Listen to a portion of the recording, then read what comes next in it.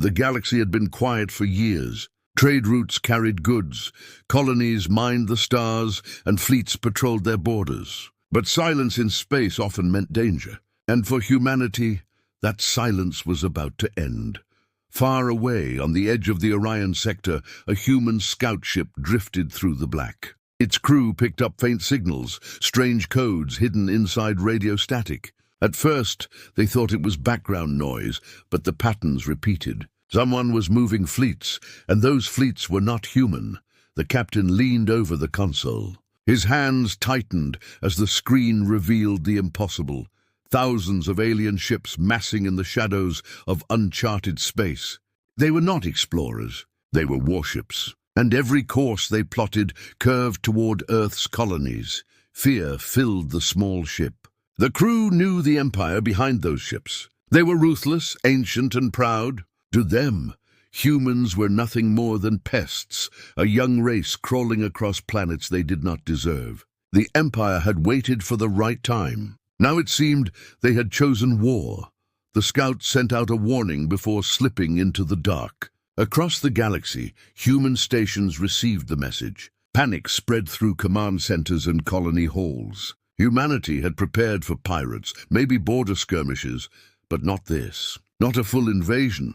On Mars, generals argued over maps, their voices rising. Earth's navy was strong but not endless. Many ships were old, repaired too many times. Factories could not keep pace with an empire that had built war machines for centuries. Still, no one suggested surrender. Humanity had survived too much. Plagues, famine, world wars. This was only another test.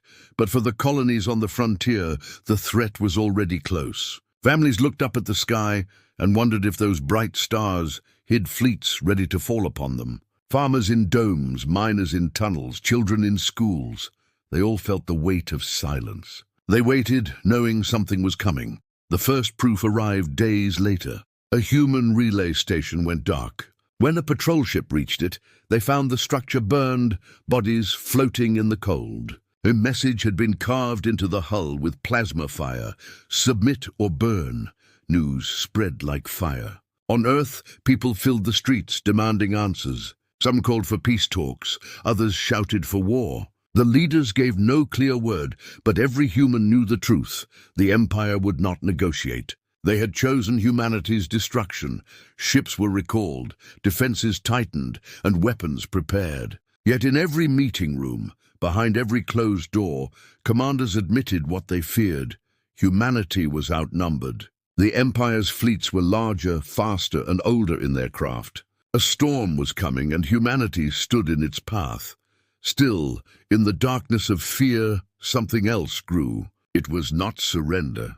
It was defiance. From the smallest outpost to the greatest city, whispers spread, "If they want war, we will not bow. If they come for us, we will burn them first." The hook tightened when the enemy broadcast their demand. Across every human channel their words echoed. The alien speaker's voice was deep, filled with scorn.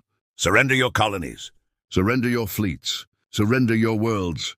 You are weak. You are fragile. If you resist, we will burn everything you have built." For a moment, silence followed. Humanity listened. Humanity waited. Then on one colony station, a single officer leaned forward, pressed the transmit key, and whispered 2 words back. "Try it." The message spread faster than light. Soldiers repeated it. Civilians painted it on walls. Children shouted it in streets. "Try it." Those words became humanity's vow. In the black of space, fleets prepared. Captains looked at their crews, knowing the odds, knowing the fear, but feeling the fire grow. The enemy thought humans would kneel. They did not understand. When humans were cornered, when their survival was threatened, they did not bow. They burned, and so the galaxy waited. The Empire gathered its storm, and humanity sharpened its flame. The silent threat was no longer silent. It was a countdown, and when the first shot was fired, the answer would shake the stars. The first strike did not come on Earth. It came on a small frontier colony called Kessler's Reach, a place of miners, engineers, and families who lived in steel domes under the shadow of red mountains. The colony was poor, but it was human, and that alone made it a target. At dawn, the sky above Kessler's Reach cracked with fire. Enemy ships entered orbit, their shadows blotting out the sun. They were sleek, black, and endless, spreading across the horizon like a plague. The colony alarms screamed, and people ran into shelters clutching their children. The Empire had arrived. The first wave fell fast. Plasma fire tore apart defense turrets. Communications went dark. The enemy expected fear, silence, surrender. But instead they heard a human voice cut through the chaos. "This is Kessler Command. We are under attack. We are holding. Repeat, we are holding." The defenders were miners with rifles, engineers with makeshift bombs, farmers with stolen pistols. They had little training, but they had one thing the Empire did not understand: rage. Every human who lifted a weapon knew they were not only fighting for Kessler's Reach, but for Earth, for Mars, for every child who would one day look up at the stars.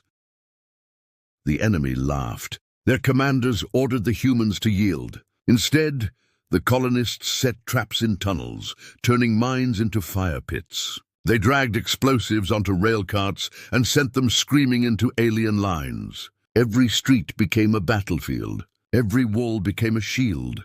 But humanity's true answer came from the sky. The old cruiser Iron Will arrived. It was not much, an ancient warship patched with scrap, its engines shaking with age.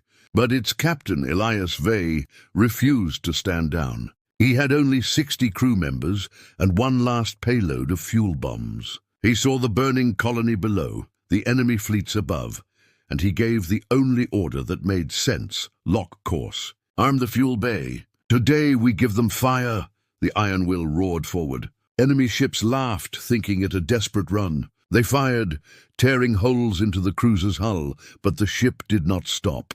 Inside, the crew strapped themselves down, silent and steady. They knew this was the last flight. The cruiser broke through the enemy line and slammed into their forward supply ship. For a heartbeat, the stars went silent. Then the fuel bay detonated. A sun was born in the black. The explosion swallowed half the enemy fleet. Ships melted, metal screamed, and debris burned through orbit. On the ground, the colonists looked up and saw the sky ignite. The Empire's perfect formation shattered, their commanders scrambling, their voices cracking in panic. And from that moment, the Empire understood something it had never faced before. Humans did not fight for victory alone. Humans fought to make the enemy bleed, even at the cost of their own lives. When the flames cleared, only wreckage floated where the fleet had been. The Iron Will was gone, its crew remembered only in whispers. But their sacrifice gave Kessler's Reach a chance to live another day. The colonists, armed with courage, drove back the surviving soldiers and forced the Empire to retreat. Word spread across the galaxy. Stories flew faster than ships. Stories of a single human cruiser that had burned an Empire fleet to ash. Soldiers told it with pride, civilians with tears, and children with wide eyes. Did you hear what they did? Did you hear how they fought?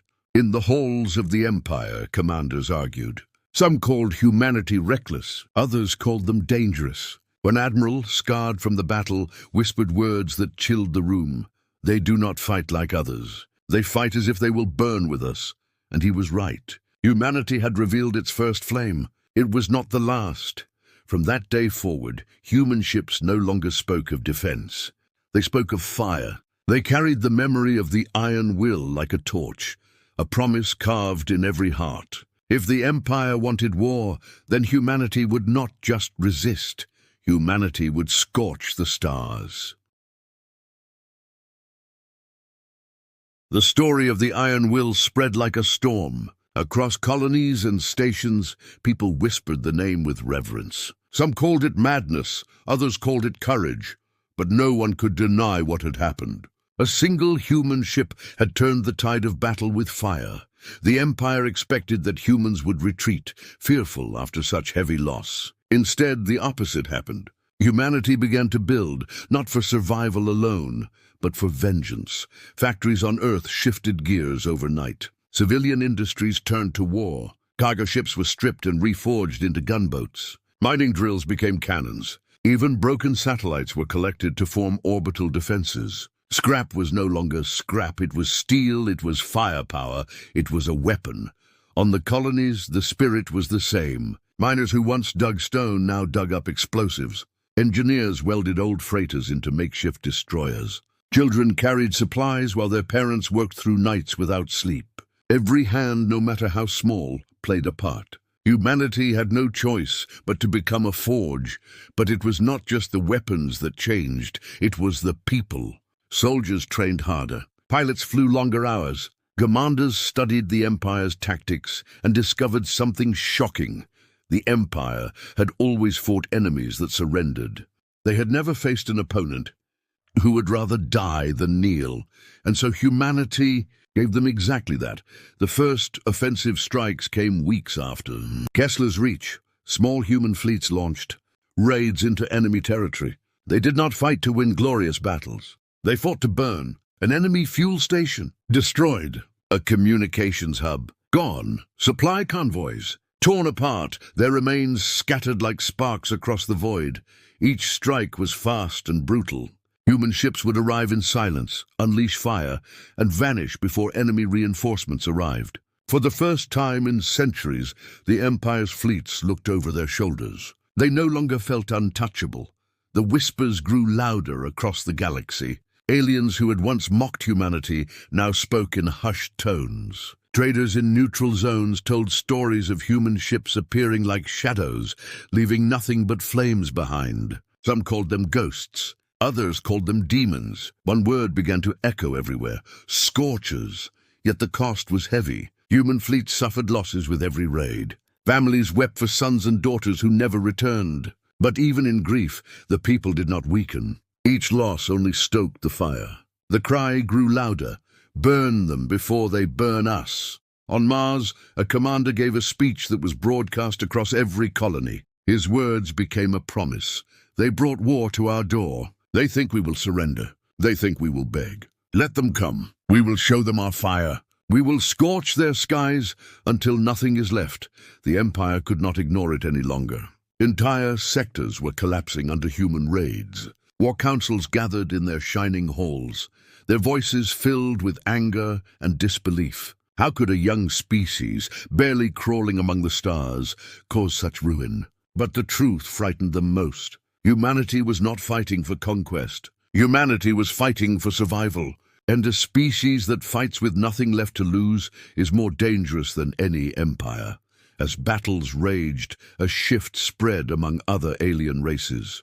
Some began to admire humanity, some began to fear them, and a few whispered of something greater, alliances. For the first time, others saw in humans a force that might one day rival the Empire itself. The galaxy was watching. On the edge of known space, another raid was launched. A fleet of human ships, patched and scarred, fell upon an enemy fortress world. The Empire thought it safe, protected by layers of defenses. But when the attack ended, the skies above that world glowed red with firestorms, and the fortress burned until only ash remained. The image was carried across networks: blackened skies, glowing wreckage, and the shadow of human ships drifting away. It became a symbol, a warning, a promise. By now, even the Empire's strongest admirals admitted the truth. The humans could not be broken quickly. If anything, every battle made them fiercer. One alien commander, watching reports of destroyed fleets, whispered words that chilled those around him.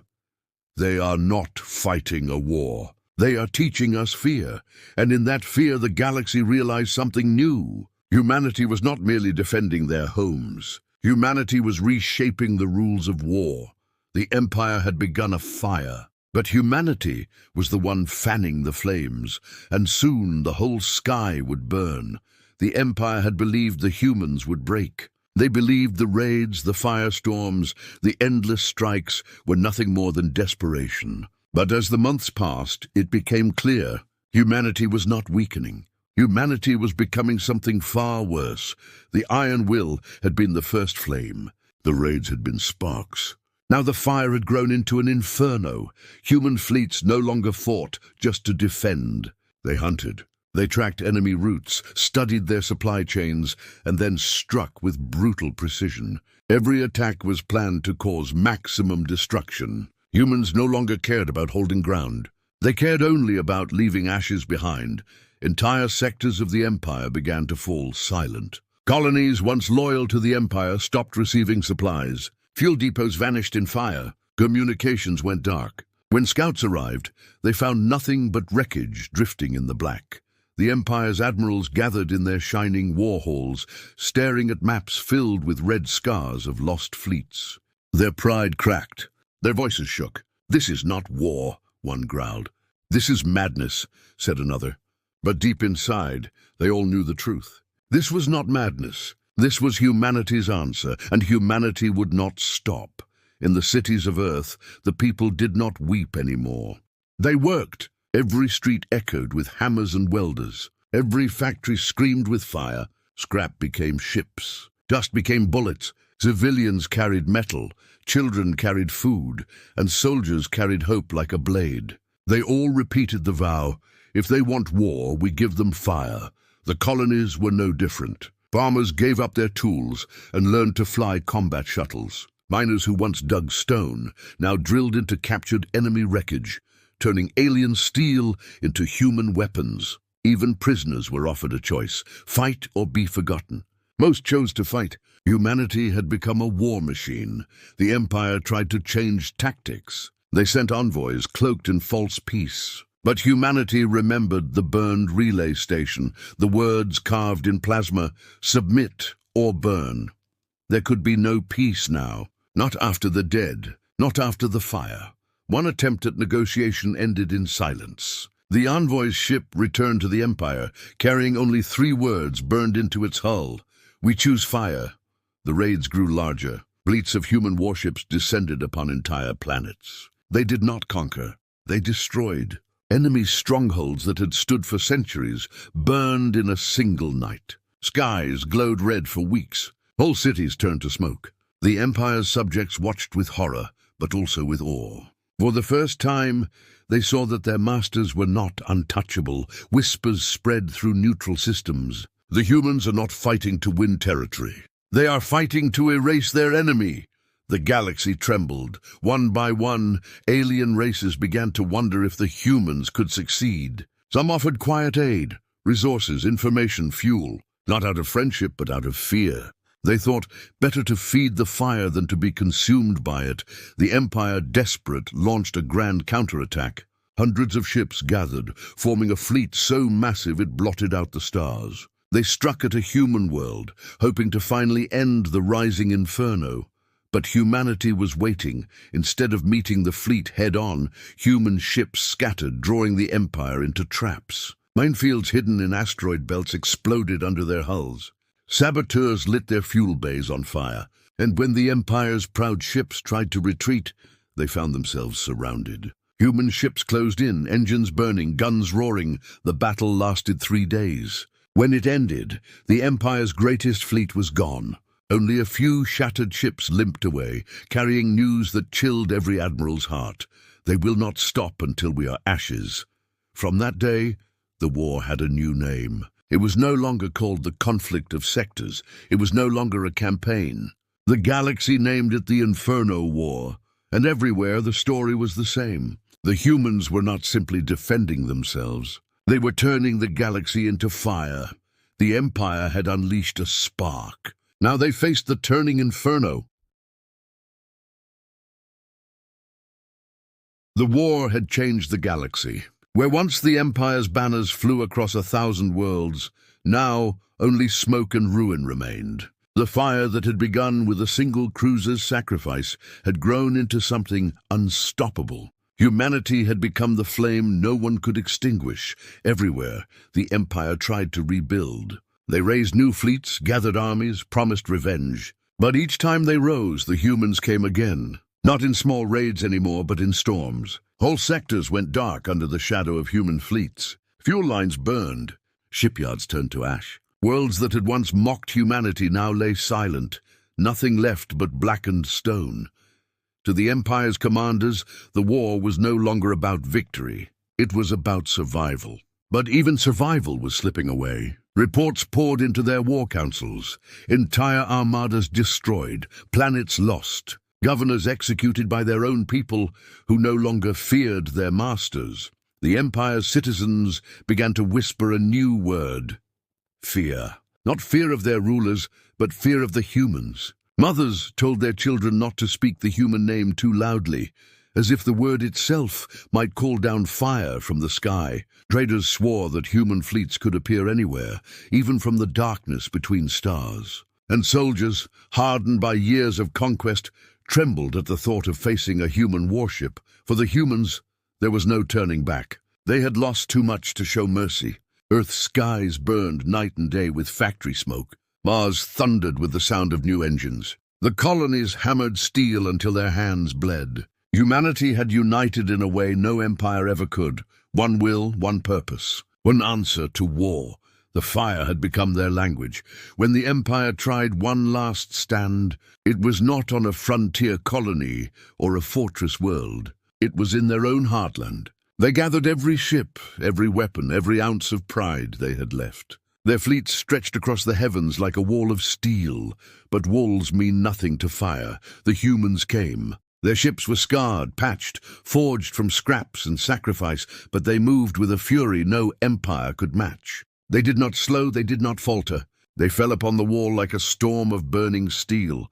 The battle shook the stars. Thousands of ships clashed, the sky flashing with plasma and fire. The Empire's fleets fought desperately, but for every human ship destroyed, 2 more drove into the gap. They fought not for conquest, but for vengeance. Every volley of fire carried the memory of the dead. Every explosion screamed the vow, "We will burn you before you burn us." In the end, the Empire's wall collapsed. Their proud fleets broke apart, scattering into the void. Commanders screamed in panic, begging for retreat. But there was no escape. Humanity closed in from all sides, driving them into their own flames. The last emperor, watching his fleets fall, gave a final command: "Save the core worlds." But it was too late. The humans did not want surrender. They did not want prisoners. They wanted fire, and they gave it. Human warships descended upon the Empire's core planets, unleashing destruction so great that the skies themselves seemed to bleed. Cities that had stood for millennia crumbled in hours. Palaces melted under the heat of burning ships. The Empire's history, its pride, its power, all turned to smoke. The galaxy watched in silence. Some felt horror, others felt awe. But all understood the truth. The humans had not only survived, they had answered, and their answer had scorched the stars. When the firestorms finally ended, when the last Empire ship fell into silence, humanity stood alone among the ashes. Their fleets drifted through wreckage, their flags glowing in the light of burning worlds. They had lost countless lives, but they had kept their vow.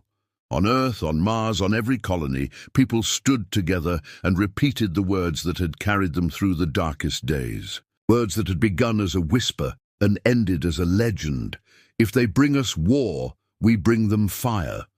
Generations later, the galaxy still told the story. In bars, in markets, in shadowed corners of distant worlds, strangers leaned close and whispered of the humans, of how they had once been mocked as weak, fragile, unworthy of the stars, and of how they had answered the greatest empire with a storm that burned everything. Children asked their parents if the stories were true. Parents only nodded, their eyes dark with memory, and every race who heard the tale carried the same warning in their hearts: do not bring war to Earth, do not test the humans, for humanity's answer never changes. Humanity's answer is fire. And in that war, humanity had not just defended themselves, they had scorched the stars.